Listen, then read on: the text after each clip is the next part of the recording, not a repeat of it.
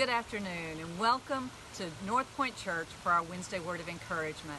Last Sunday we had an awesome missions convention begin. We are doing missions all month long. We celebrated Africa and we had great African food. This Sunday we will be highlighting India with some tremendous Indian food, and we encourage you, if you're in the area, to join us. Now for missions, our focus is in Galatians, and it says, I no longer live, but Christ lives in me. And as we got into the Word on Sunday and we began to see what does that mean, that it's no longer I that lives, how do we walk that out in our lives? Today I want to take that a little further. You see, Paul was writing to the Galatian church and he wanted them to understand what it was to live solely for Christ, that it's no longer about me, it's not about my desires, it's not about my wants, but it's representing Christ. He does the same when he writes to the church at Corinth. And he's telling them that we are to be ambassadors for Christ. You know, we send ambassadors to other countries, and those ambassadors are supposed to represent who we are. Just as when we go out into the world, we represent who Christ is.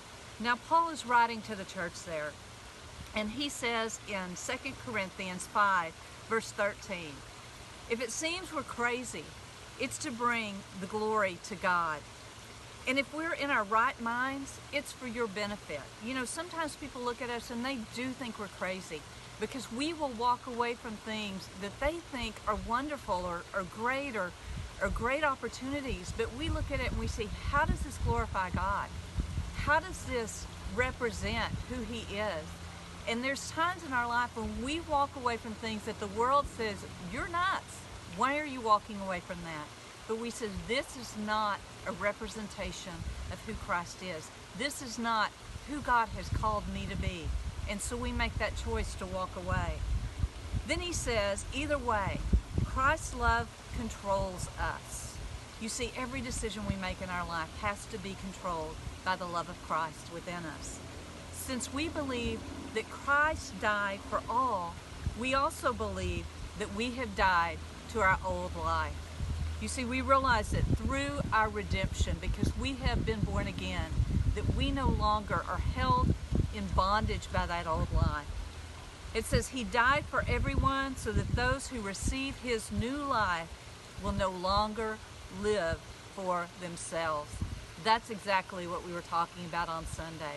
We no longer live for ourselves. And that's a hard thing to do because our human nature, our carnal nature, says that I am most important, that I need to fulfill my needs. And that's one of the doorways to sin, because when we begin to just focus in on ourselves and our needs, you know, the one thing that people say when they're sinning, well, it doesn't hurt anybody else. But you know, that's not true, because you've been hurt by other people. You've been hurt by their choices. You've been hurt by their sin.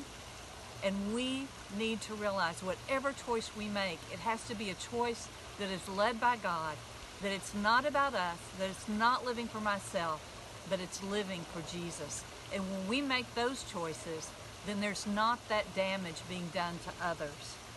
Instead, we live for Christ, who died and was raised for us. You see, Christ brings life. And every other choice that's not based on our belief in Jesus Christ brings death. But when we choose Christ, when we live for Him, when we say, you know, it's not about me, and everybody else may think I've lost my mind, but I have to rely on Him.